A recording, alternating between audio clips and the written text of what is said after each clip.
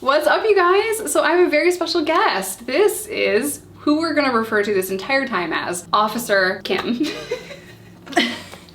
I've made plenty of correctional officer jokes to her and she's a really good sport. So we're gonna interview her. She used to be a correctional officer at the Indiana State Prison, which is where we are. That was an experience going back there. We got kicked off the property twice, so that was fun. It was a good time. But we didn't get arrested. Didn't get arrested, didn't need bail money. I had it on standby. Didn't have to use it.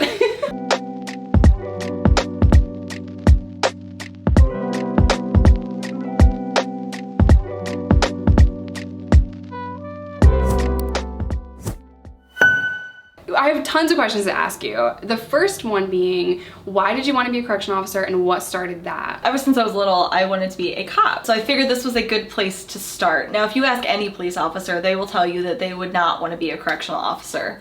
So I figured this was a good step to get some sort of experience. And at the time, I really needed a job because I had 3 kids at home. And they were hiring because they're always hiring because we're always short-staffed. I did see a sign outside the prison that said hiring. I wonder if they would take me. You should have went in and filled out an application. If that is how I can go inside, I will strap a GoPro to me and I will go fill out an application. You get like $19 an hour now. $19 an hour. I feel like that's not enough. So what was your first day like? Because this is a male facility. Mm-hmm. Over half are violent offenders. Mm-hmm. There's a lot of bad charges there. There's a lot of things that go on. It houses death row. So, day one on the job. Before you actually take the job, they make you do a job shadow so that you go behind the wall, you kind of see what was happening, and you can decide if you actually want to take the job. I was put in a dorm, and in order to get into a dorm, you have to be well behaved. So it was nothing. I was like, this is fine, I got this. But I don't think it really hit me how crazy this was gonna be until after I did my training and they put me in segregation to work. You're a brand new officer getting put into the worst place of the prison, and it was terrifying because seg is a whole other world. So many times walking into it, I was like, what have I gotten myself into? We were driving around the perimeter of the prison. There is a solitary unit on the side of the prison and we could hear them chanting. And it just like broke my heart because I was a solitary inmate multiple times. I got in trouble for contraband, fighting, all kinds of things. That's pretty standard for your inmate life. Yeah. But I could hear them. That's how loud they were. I could hear them from the street, you know, and I just wanted to cry, honestly, because I've been there and the sounds of seg are just loud. There's no peace. They were chanting something that seemed cool, but I'm sure all of the inmates weren't happy with it. Some probably yes, others no. So can you describe like how it feels walking into a solitary confinement unit? Other than being very loud. Every shift that I would walk into segregation, you never knew what was going to happen. Some days a lot of the inmates would be like in super good spirits. Everybody would be, you know, happy, making the most of it. But then there were days where we would walk in and have to grab fire extinguishers because they were lighting fires on the range for one reason or another. It is always loud. The lights never turn off. Segregation is probably the most disgusting place in the prison. In the showers, there's roaches, there's mice everywhere. Like the roaches were huge. They were huge roaches. Obviously no air conditioning. There's no ventilation. The windows don't open. And it's usually like anytime you walk in there, you know it's going to be chaos at some point in the 12-hour shift. Did you have like industrial fans? We did not have industrial fans. So there's zero airflow. There's one by the front door and that's about it. Is it small? It's pretty small. Sometimes if the air goes out in the facilities that I've been into, they would bring in these huge fans, which just like moved hot air around and it was just awful. In Texas a few years back, because there was no air conditioning, a lot of inmates passed away. Now I do want to put on the screen inmate rights and what you are supposed to have when you're in prison. You have the right to clean living conditions, to not be sexually harassed, abused, no cruel and unusual punishment, things like that. Now she just said the lights never turn off. So they use sensory deprivation against you and that is just mental torture. So the way that we knew what time it was is by the officers changing shifts, by food, by rec times, shower times, things like that is how we knew what time it was. Do the men at that facility have clocks on the wall? They don't have clocks on the wall. They have lights inside of their cells, but they control those, so that doesn't really allow them to know what time it is. With those, we had the, I don't know if they were UVs, but the long light bulbs. And if you ever broke those light bulbs, it took you a really long time to get a new light bulb. So you were living in the darkness. Same thing, you know, they knew around chow time, you were supposed to let them know about half hour before, but our chow started at 3 o'clock in the morning, so you have to wake them up super early, and if they don't hear you the first time, sometimes they miss chow. Yeah, so why is chow served at 4 o'clock in the morning? I have no idea. I have no idea. It makes no sense to me. Lunch is at like 10:30, and then dinner is at like 2:30, something along those lines. What time do you shift change? 6 o'clock. Okay, so it's probably for shift change is why they serve it so early, but if you miss it, you miss it. And there were plenty of times where I was in SAG that I missed breakfast. Now, there were certain COs that would make sure that you were awake, you know, make sure that you have some kind of verbal, like, I don't want a tray, you know what I mean? Other officers, I'm a light sleeper, okay? I'm such a light sleeper that our hamster got out one time in the bathroom and I heard it across the room, okay? I saved Kevin's life, so not to brag. The officers would just pass through and say that they tried, but they didn't, and I was so hungry. I was so hungry. I can't miss a meal. My butt will fall off. Yeah. A lot of officers that I worked with did the same thing with showers, because we were running showers super late at night. So it's 2 o'clock in the morning, you have, you know, you want to go home, you have, you know, 20 more inmates that need showers, so you'll go up and be like, do you want a shower? When they're dead asleep, and then they didn't answer, so you went on to the next inmate. And that caused so many problems with the officer on the range, because they would wake up and be like, wait, I didn't get my shower. Oh, well, you refused and we're already, you know, down the row, so you lose out on showers. I know that no one's gonna understand why an officer would do that, but can you explain the process in which it is to take a solitary confinement inmate to the shower? So you have to go up to every individual cell. We had ranges, so we had two, it's like levels. So we had 5 levels. Tiers. And we would have like 2 rows of 30 cells each, so that's 60 showers. And a lot of time day shift never did it. I was on night shift. So we had 60 showers to do a night. So you would have to go to an inmate cell, you would have to cuff them up. Then you'd have to unlock their door, walk them with your hands on them. You have to guide them to the shower, put them in the shower, lock them in the shower, uncuff them, let them shower, and then repeat in reverse. So you have to cuff up an offender, you know, several times. You have to lock so many doors, unlock doors. It was a struggle. It was a process every night. For each inmate, about how long does that take? They're supposed to get like 10-minute showers, but I mean, at least for me, I just let them shower until they were done. There is a good possibility that I would come in with 60 showers and it would take me the entire 12 hours of shifts to get those done. So that is why officers are like, do you want to shower? Yes. And then just walk away. They require a 2-officer escort no matter what you're doing, whether you're going to the shower, medical, rec. So if you're a solitary confinement inmate, you're locked up, 2-officer escort everywhere you go. It is time consuming, but we need a shower. Yes. So on days that we would miss our showers, we'd have to what is called bird bath it, which means take a washcloth in the sink that we have and wash our hot spots. Yeah. So a lot of inmates actually skipped the shower, just did that too. And it was time consuming, and in segregation when I worked there, we literally had like 7 officers. 7 officers. So to do all of that, it was so time consuming. And we did not sit down, we did not eat, we did not move for 12 hours. At least I didn't, some of them did, but I can't speak on them. I was left in a shower for hours because a correctional officer was mad that I was like, I'm done. And just saying that made him mad, and he left me standing up in the shower. You can't sit down in these showers. No. Like they're, how do you describe them? They're like cages. Yeah, it's a cement cage, pretty much. And just a little little light. Yeah, little faucet, little light, and it's disgusting. They are all dirty, no matter how many times you try to clean them. So I was standing on my feet for 6 hours. I couldn't sit down. And when dinner tray showed up, I was like, I've really been here for a long time. Like my feet hurt, it's dirty. And she did just mention that Indiana State Prison has cockroaches and mice. So it's not fair to the inmates to live in those conditions, but it's also not fair to the officers to have to work in conditions that allow roaches and mice. It was rough. And segregation was the worst. But there were mice in the kitchen. There's nothing you could do about it. And they supposedly came through and sprayed every so often, and it didn't really help anything. Never helps at all. Can you describe what the closed tier dorms look like? It's pretty much just like a big building. So, all right, say the camera is like the front of the range. Okay, so there's a little walkway, and then on one side and the other side, there's just a long hallway. And on one side, there is the cell doors, and then you literally have like a 6 feet walking area, and then you have an entire fence, a metal fence that goes up the side, so you can't be tossed off the tier, or, you know, something can't happen. So you literally have like 6 feet from cell to wall, and that's all. So if somebody is mad at you, they can easily, and in our segregation, we didn't have the closed doors, we had bars. So inmates were easily to, you know, reach through there and grab you. I've never been to a prison where it has actual bars. That just shows you the age of Indiana State Prison. So the fact that you have a tier where there are bars and not just like white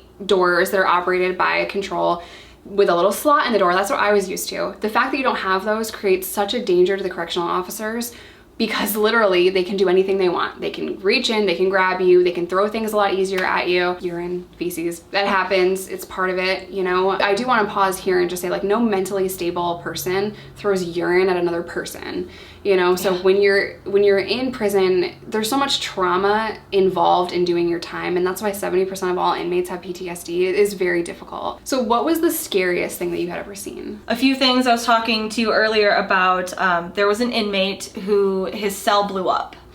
He was cooking meth. I was not in that cell house, so I have no idea exactly what happened. I was very new still. And the entire cell house had to be evacuated because there was so much smoke.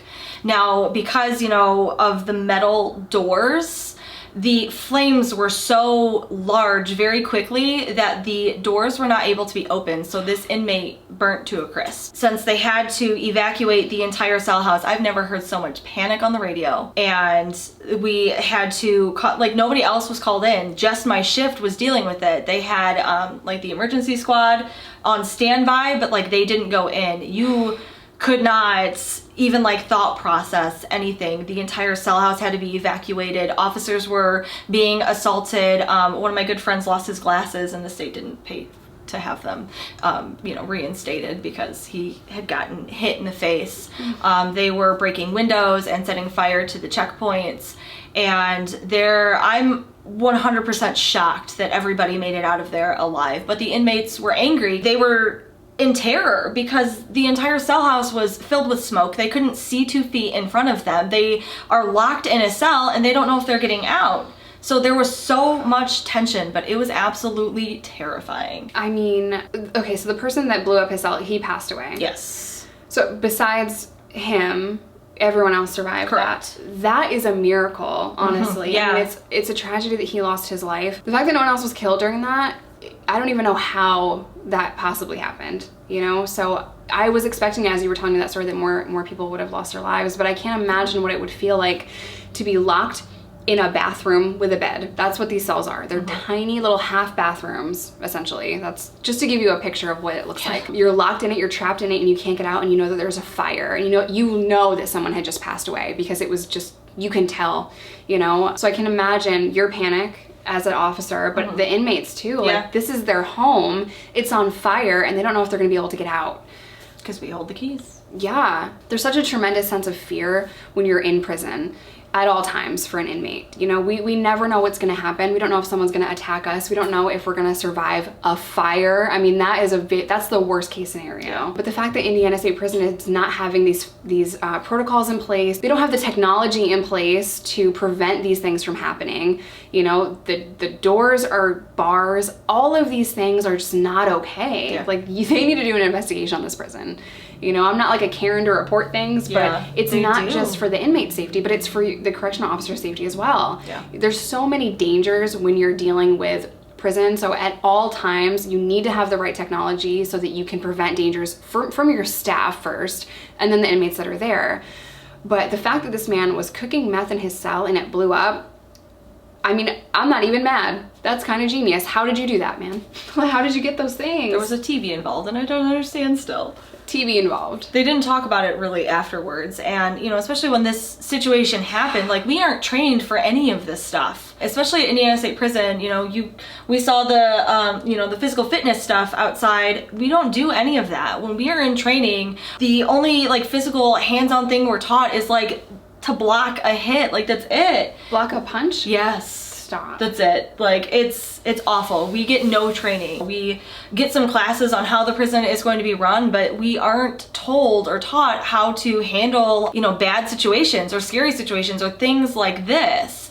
Now, I'm hoping classes that came in after me and after this incident were warned, but it's nothing. It's literally like every man for himself, and you have to figure it out as you go, and that's terrifying for all involved. So the interesting thing about Indiana State Prison is it's actually very old. It was opened in 1860, and the crazy thing about this prison is it's quite literally in the middle of a town. So not only could I drive by and wave to the inmates that were on the lower security level of this prison, they were walking the yard, I could have yelled whatever I wanted to them. I waved to them. I was asked to leave twice. Anyway, there's a maximum security that's a separate unit, and then there's a lower level security. But the fact that this prison is so old is so concerning on so many levels. This prison housed John Dillinger. I mean, that just shows its age right there, but they need to come in and do a lot of changes for security. Are there fire things, like see in this room? Mm-hmm. Are they? We have fire alarms, and that's but like it. The water sprayers? They do not have the water sprayers. We have to do it ourselves. So prisons, what they need to be doing is they need to train their correctional officers properly in so many things. They should know before they step foot on a unit by themselves how to handle everything from a fire to a riot, everything from contraband to a fight. You know, they need to have these protocols and these safety measures trained to them. That's so important. You know, they have to protect their staff, and the fact that they're not really scares me. What was another really scary thing that you saw at this prison? Especially like chaos. We'll talk about chaos for a second. There are so many situations that end in chaos because nobody knows what they're doing. So I was working segregation, and we were taking the inmates down to the ret cages. They were supposed to be cuffed up, but some offenders can slip their cuffs. Like, Me. It happens. I have low wrists. Yeah. Oh, I don't blame you. But we were taking them down, and because we were so short-staffed, because nobody was really following protocols, an inmate slipped his cuffs, and he ended up stabbing another inmate 32 times. He had a lot of time. Yes, the guy survived, so he's still living.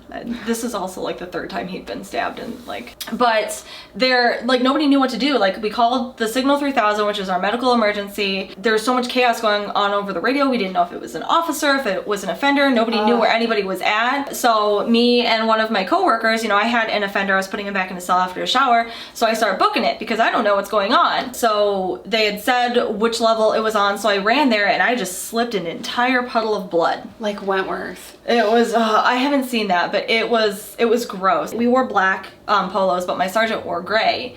And our back stairs where we took the offenders down to the ret cages were all graded. There was blood everywhere. We were all covered in blood. We didn't know whose it was at all. So the medical staff comes running in, and they're like, where's the incident? Where's the, you know, offender that had been hurt? We had no idea. Oh my God. And so, you know, gray shirts, my sergeant was covered in blood, just blood spots everywhere. And he didn't go home that night to change. He stayed the entire shift. But just the fact that nobody knew how to handle the situation. First it was, you know, a medical emergency, then they were asking to come here, and like all of this, it was a mess. And like, since like the medical staff had no idea what was going on, we didn't know what was going on. We were just kind of running around like chickens with our heads cut off. So if there is a stabbing, which is very common in prison, how do you not know how to handle that situation? They don't talk about it, ever. This is a maximum security prison for men. Mm-hmm. They tell you to block, like if you were to get stabbed, that's what it is. That's what they trained you. They didn't train you how to handle the situation. They trained you how to get away from that knife if it was coming to us. But not how to help an inmate that Nope. is being stabbed. Their biggest advice is to not approach the situation until the stabbing is over with. I have no words for that. Okay, so in my experience, the last fight that I was in, I beat up a sex offender. I was immediately pepper sprayed. I mean, I was on her, hitting her, and an officer came up for me from behind, grabbed me. I didn't realize it was an officer. I went like that to her thinking it was another inmate. I hit her in the chest plate. Oops. And I was pepper sprayed. You know, they immediately came in me. Every fight I've ever had, the ones that I got caught with in jail and then prison, I was separated from that inmate physically. Mm-hmm. In like Physical altercations, sometimes that happens. Pepper spray is sometimes administered. I've never pepper sprayed because I have been pepper sprayed in training. They allowed us to do that, but they didn't trade us for anything. It was awful. And then it hurt several hours later.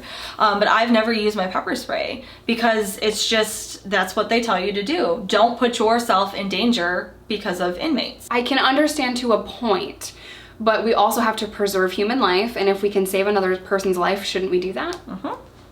I mean, I could never do that job, you know, but I do try to look at it from all sides. Obviously, we need to protect correctional officers, but there is also a moral responsibility to make sure that inmates are not being killed. Absolutely. So what do? You know what I mean? I was tower qualified, so I was able to shoot and kill if I needed to. And there were 2 incidents where I was at the ready and I was terrified because that's not who I am at all.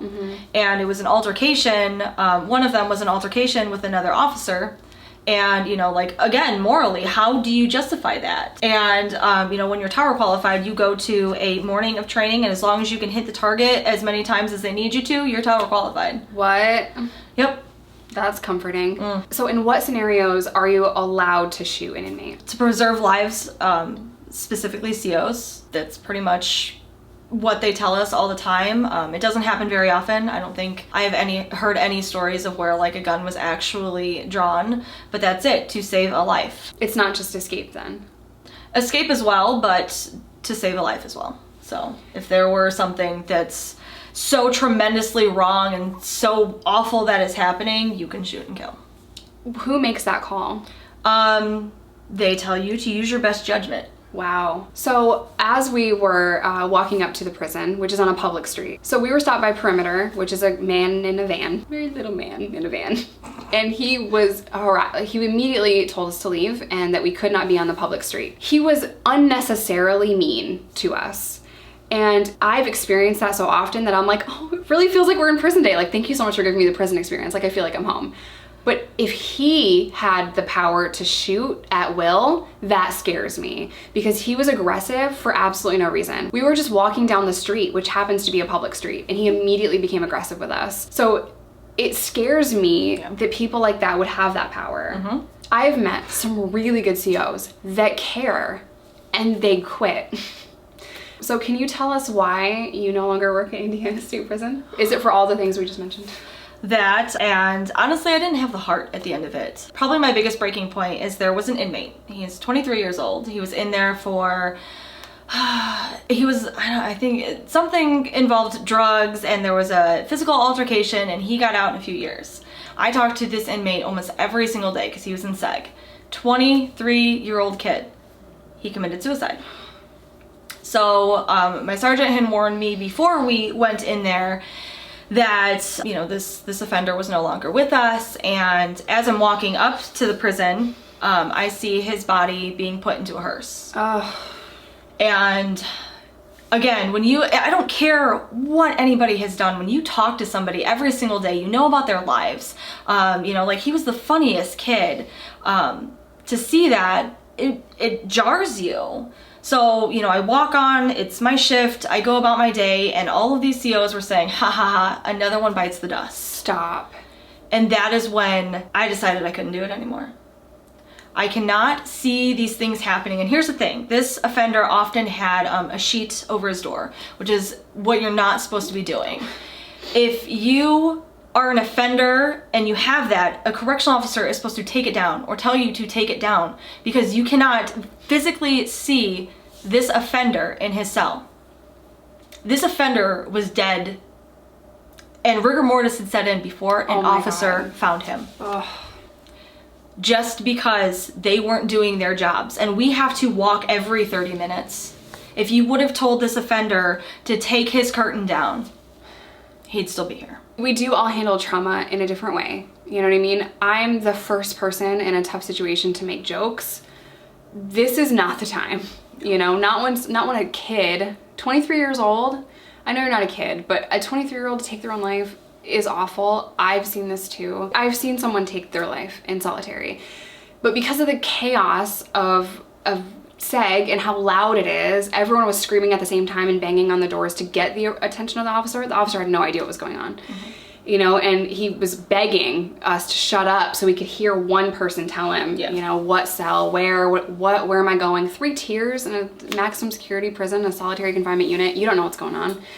The time that it took that officer to get to her, it was too late. She passed away. The tone of the day obviously changed because she lost her life, but within a few hours, it kind of returned to normal because this is normal. This is prison life, you know, and officers have to go in there every day and see traumatic things every day. They have to see these situations, and after a certain amount of time, if you have endured traumatic experience after traumatic experience over and over again, you actually could lose the ability to experience empathy.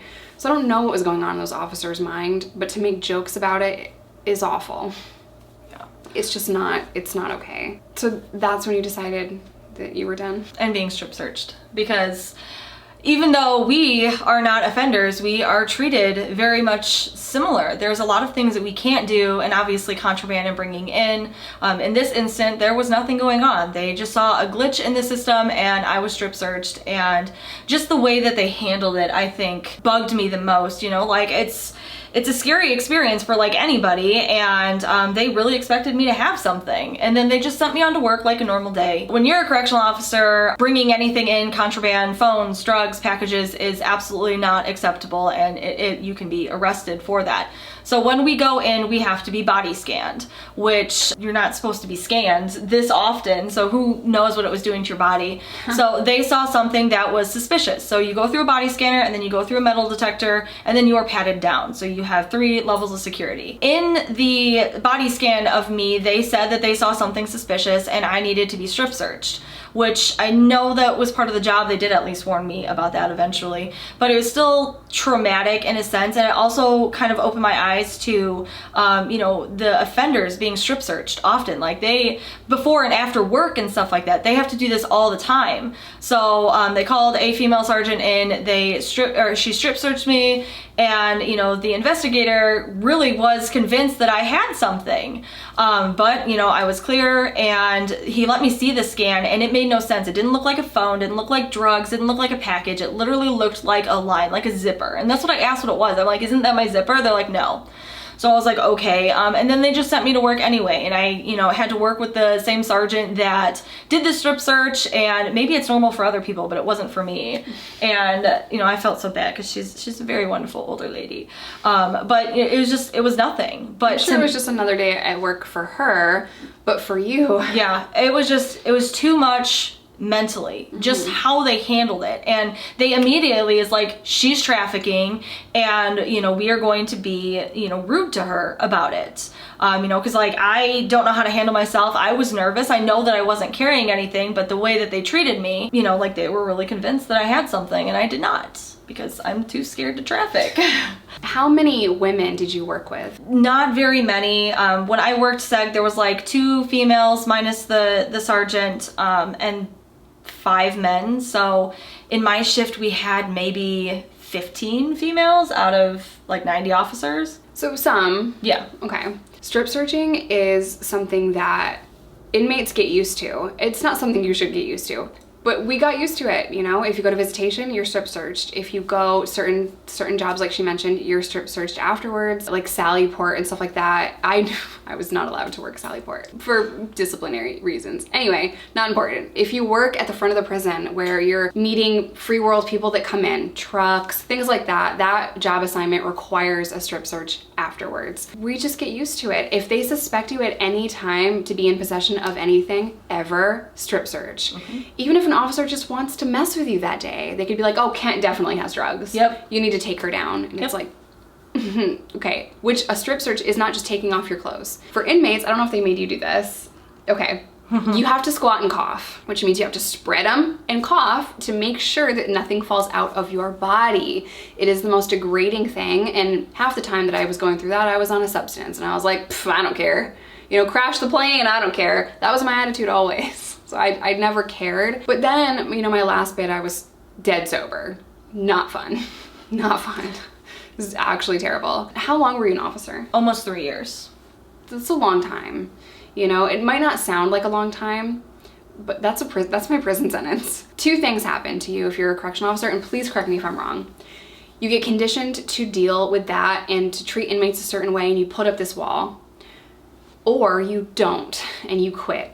You know, is there anyone in the middle where they're hands-on and they care and they're not conditioned to put up that wall? Yeah, my sergeant was probably one of the good ones. He's very, you know, he wasn't overly an a-hole, and he cared about what they were going through. He would go up and he would talk to them if they were having a bad day. So I don't know, like, he's an old timer though. Like, he's been there for almost 20 years. The new correctional officers in the last 5 years coming in were conditioned completely differently. You have to gain that respect, and you were pretty much taught out the gate not to earn that respect. But he was a wonderful sergeant. He took me under his wing. He pretty much taught me everything I know, and that's why I, you know, am here. I quit. I had the empathy and the sympathy of what they were going through. So there are some older officers that are good officers, and they, you know, they care and they want to do the right thing. But it's this new generation. You only have to have a driver's license, a diploma, and be 18 years old to work at this prison. 18 years old. That explains the guy we met outside. He was a youngin'.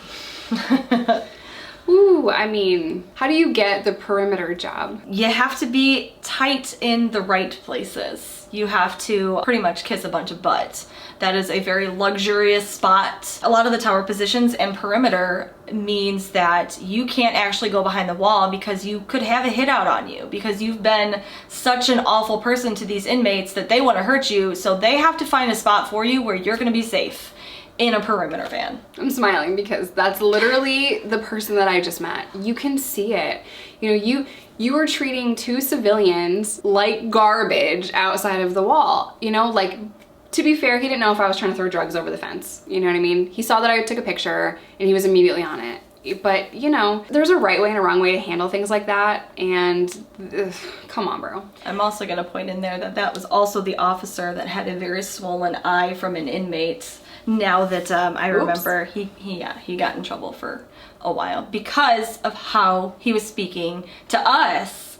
He speaks the same way to offenders. That's just not something you do. You know, just to go back a little bit, you said that your sergeant was really nice and earned respect of the inmates, but that is not very common. So they need to be teaching correctional officers how to build a rapport with us, you know, and just treating us, be firm but fair, treat us with respect, and we're gonna probably treat you with respect back. You know, I had a lot of problems with officers that would come in and say one thing one day and something completely different the other day. You know, like, you said yesterday that I could cook with everyone. So officers used to give me a hard time for, it's called trafficking and trading, a soup, bro. So they had this rule at McPherson Prison in Arkansas where if we can't cook together, we can't share a commissary, but if everyone throws in together, then that's okay. So one officer came in one day and we're like, no, the warden said it's fine, like this person said it's okay. And he's like, okay, cool. The next day he came in after saying like, okay, cool, yeah, that's fine. The next day he came in and threw away our food. He threw away our food. Like, that's something you don't do to an inmate, because food is a very valuable thing in an inmate's life. You know, that costs a lot of money. Yeah. You know, it's maybe just ramen noodles and chips to you, but that's a big deal to us. Oh, yeah. He got promoted. Yeah, that's typically how that happens. He got promoted, but he was aggressive to women. He's one of the officers where there was a fight that had broken out in the indoor rec area, and instead of just coming up to these women and separating them like, yo, break it up, he just stood there in a condensed area, closed gym, spraying pepper spray. I got hit with it and I was nowhere near this fight, you know? It happens all the time. You know, and I talked about it in some of my videos too, about how consistency is key. Like, whenever I walked onto the range, you know, they knew that, you know, Patterson was the correctional officer on the range that day, so they would take their curtains down because I don't allow that. Now, I also respect their privacy, so if they have a curtain up while they're going to the bathroom, you know, I would be like, hey, you know, you good in there? And they'd be like, yeah, I'll take it down in a minute, and the next time I walk, it's down. And, you know, a lot of people would, you know, they ask me a lot, you know, like, I am a 5'3" female, and I was going toe to toe with inmates that were 3 times my size. And, you know, everyone's like, weren't you scared? No, because I built that respect. You know, like you have to choose going in there what kind of officer you want to be and be that officer every day. Now, say I say, hey, you can do this one day, and I'm corrected by somebody, you know, a higher up of mine, a lieutenant or something, saying, no, they can't do that. I will stand there and explain, my apologies, you know, I thought you could, however, I was corrected and you can't. And that's how you handle that situation that you were just talking about. You don't just go in there like, yeah, you could do that. No, you can't, because anybody in there, you know, anybody, anywhere, whether you're, you know, an inmate or out on the streets, you know, is going to get upset by that, you know, inconsistency. And it's really just that simple, but people don't seem to think about these things. Yeah, I have met some really great officers. You know, I've got friends that are in law enforcement. I have friends that are in prison. I have friends that run a dispensary, and I have friends that are preachers. You know, my friends are all over the board. They're a big bag of weird, and I love it. And you know, they would all say the same thing. In parenting, in law enforcement, in corrections, consistency is key. And, you know, treat us with respect and we'll treat you with the same respect. You know, all the officers that I ever met that were genuine and kind and firm but fair, they didn't last. I never met an officer that was kind more than 5 years. Unfortunately, but that was just my experience, you know. Is there anything else you want to say before we end this one? I am gonna do a second video with you. It's gonna be a Q&A, and I just told you just then. Yeah, pretty much. I see a lot on the internet, you know, on TikTok, and I want to touch on that. A lot of people are saying that the things that she's talking about don't actually happen, and that's part of the biggest reason why I want to get on to this platform and talk about it. These things happen. Now, I'm not saying all COs are bad, but there's a large portion that is. They go in there and they want to control things instead of making a difference, and that's the problem. Yeah. If you're going to go into a situation or a job wanting to control everything instead of making a difference, you know, it's as much as it sucks that I quit, you know, I contemplated. It honestly took me several months to quit after, you know, my husband was like, hey, you should probably get out of there. It was a hard thing because I know I was making a difference somewhere. And I knew that if I left, that was one less, you know, officer that was actually going to get them toilet paper when they asked for toilet paper and hand out their mail on time and to stop and listen to their, you know, their feelings. Their mail on time? I did, usually. But when you go into something like this, you know, you can't just try to take control. This is their world that you're just working in. You get to go home. And, you know, when you go home, you can do whatever the heck that you want. There's a way to go about it, and I feel like a lot more correctional officers need to learn that. Yeah. What she said. All right, so we're gonna end part 1 with Officer Kim. We're gonna end part 1 with her today. I will have her back on for a Q&A, so stay tuned for that. Her YouTube channel is gonna be linked in the description box down below, as well as her TikTok. She's TikTok famous too. So I love you guys. Stay safe, stay sober, whatever that looks like to you, because there's no wrong way to recover. Don't go to prison. We'll see you in the next one. You cuffed me for the... Just kidding. I should have brought handcuffs. I don't have handcuffs, but I could have got. You don't have handcuffs? I have handcuffs. You could have escorted me out. We gotta go. We got kicked out of the...